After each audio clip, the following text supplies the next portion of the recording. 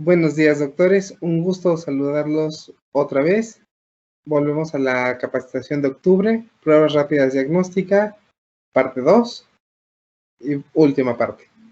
Vamos a poner la presentación. Hoy vamos a hablar de la parte clínica o de las perlas clínicas, como les comenté en la primera parte. Y vamos a integrar un poquito en qué momento recomendarlas y por qué estamos intentando llevar estas pruebas a los pacientes. Bueno, como les dije, consulten la disponibilidad en su área geográfica con su compañero o bueno, con su supervisor de zona. Y vamos a ver que las recomendaciones para las pruebas rápidas de diagnóstico son dos. Una es para tamizaje y diagnóstico y la otra para seguimiento. El tamizaje diagnóstico nos permite evaluar al paciente que ya tiene la enfermedad, al paciente que tiene la preenfermedad, por ejemplo, la prediabetes, al paciente que no tiene enfermedad, pero tiene riesgo de presentar alguna alteración o está predispuesto a presentar la enfermedad, ya sea por alteraciones metabólicas o por su estado de vida, más lo que detectemos con la prueba. Y en el seguimiento, sobre todo se están utilizando para el seguimiento de pacientes no controlados. Cuando nosotros sospechamos que un paciente, llámese un obeso, llámese diabético, llámese un paciente con dengue, no está teniendo una respuesta adecuada, no está teniendo un control adecuado, sobre todo en el caso de los metabólicos, podemos tomar la prueba rápida con el fin de establecer en qué grado se encuentra en ese momento el paciente de desviación y cuáles van a ser las medidas terapéuticas correctivas para el paciente, porque lo importante es evaluar durante este tiempo de desequilibrio el paciente de manera constante, continua, hasta que logramos la reversión o poner ahora sí al paciente en un estado más o menos homeostático o dentro de los criterios que llamamos desde como criterios de control. Primer consejo, este es sobre todo para diagnóstico, seguimiento, es diabetes mellitus, todos la conocen. La evaluación la hacemos con 2 puntos, con la glucometría capilar y con la hemoglobina. Lo podemos utilizar con un método de tamizaje, no de diagnóstico directamente, y como un método de seguimiento. De diagnóstico, les digo no completamente, porque la hemoglobina en la nueva guía de la ADA 2020 publicaron que la hemoglobina glucosilada es un criterio de diagnóstico. Sin embargo, los puntos clave para la guía es verificar que no tenga alguna otra alteración que pueda modificar la concentración de hemoglobina glucosilada, dándonos un falso positivo. La recomendación sería, en este caso, si me llega un paciente que es diabético o probable diabético, hacer el tamizaje con glucometría y hemoglobina.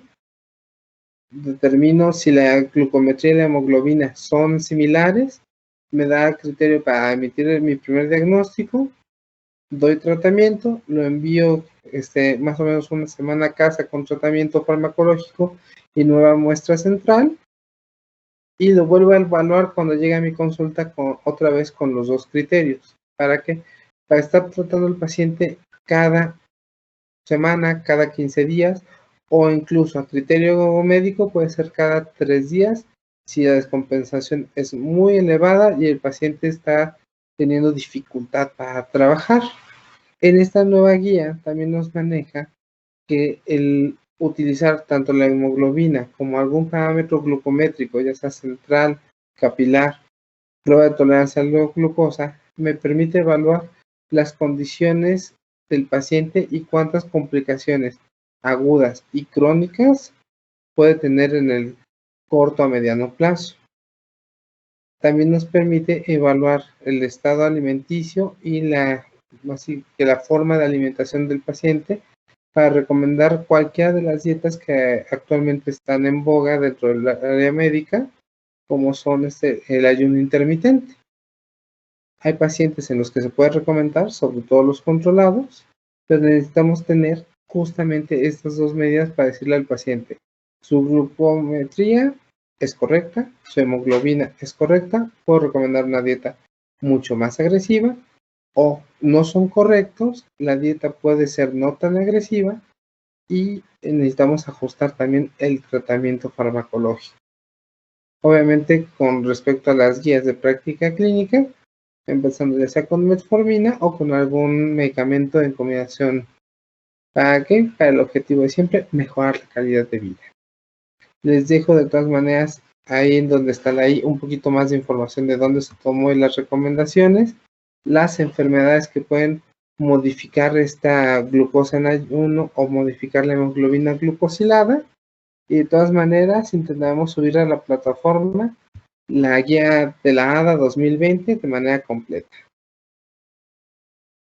Son 200 hojas por si alguien gusta leerlas, ahora que tenemos mucho tiempo con el aislamiento. Bueno, a los que tengan tiempo, yo sé que va a haber quien esté ocupado con más de un trabajo y les agradecemos eso. Siguiente recomendación, salud sexual.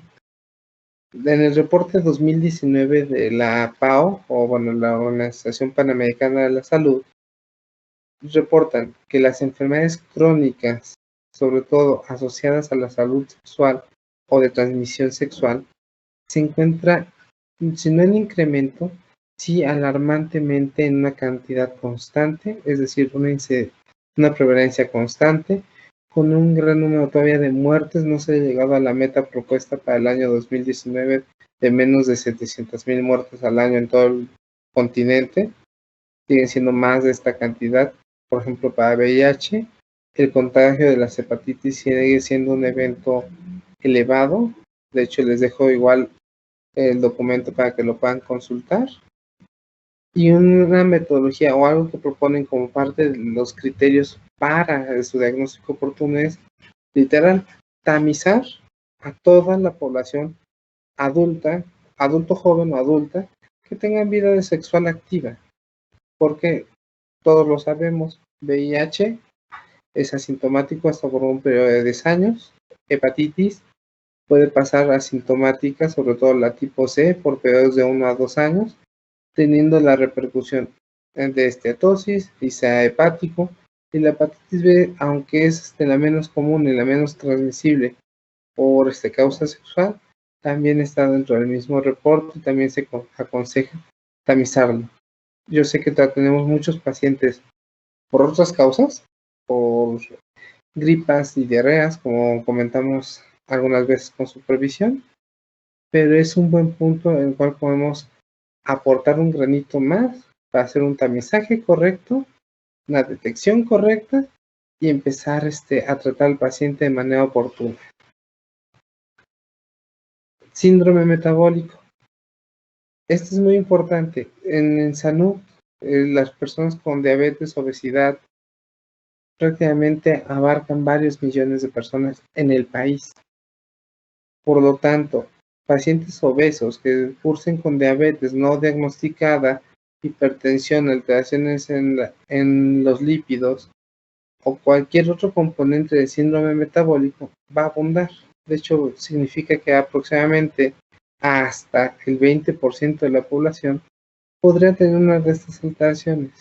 Y si nosotros iniciamos el tamizaje o el control de esos pacientes con su perfil lipídico, su glucometría y su hemoglobina, más una somatometría adecuada, podríamos regresar a estos pacientes a una condición más adecuada.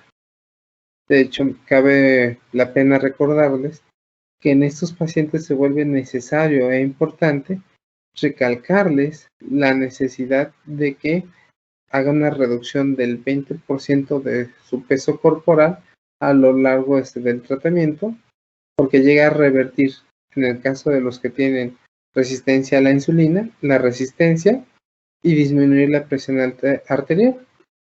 Situación comprobada con los pacientes, por ejemplo, de cirugía bariátrica o que están en control metabólico intensivo.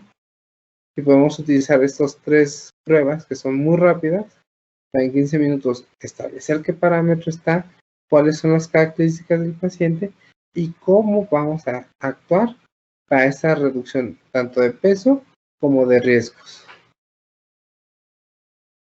Y bueno, aquí está la información en salud que les comentaba. Por eso les digo que es preocupante. prácticamente diabetes, diagnosticados con diabetes en el SANUR 2018, son 8.600.000 personas, cerca del 18% de la población nacional. Con hipertensión estamos alrededor del 21%, 21-22%, con 15.200.000 personas. Pero eso no es lo más preocupante. Lo más preocupante viene aquí. En dislipidemia es muy similar a la gráfica de personas con hipertensión, y eso nos haría pensar, por eso es tan alto y las afecciones cardíacas son la principal causa de muerte en el país. Y si vemos la gráfica de sobrepeso y obesidad, bueno, desgraciadamente también se encuentran muy elevadas, siendo menos del 20% de la población personas que están dentro de su peso adecuado. No hablemos de peso ideal, simplemente que no tienen sobrepeso.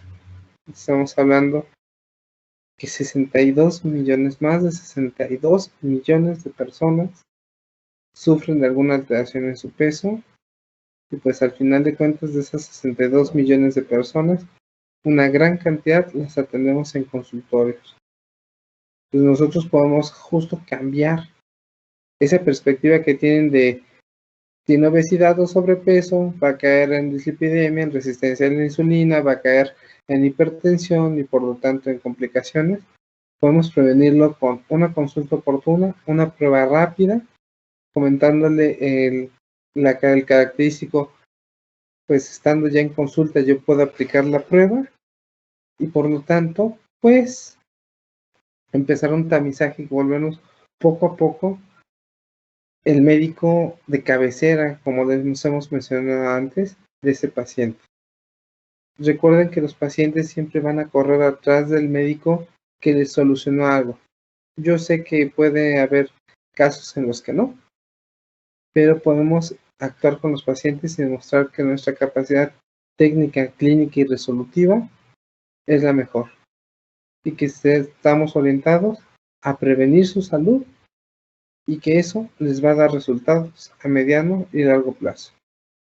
Bueno, doctores, muchas gracias por escuchar esta segunda parte.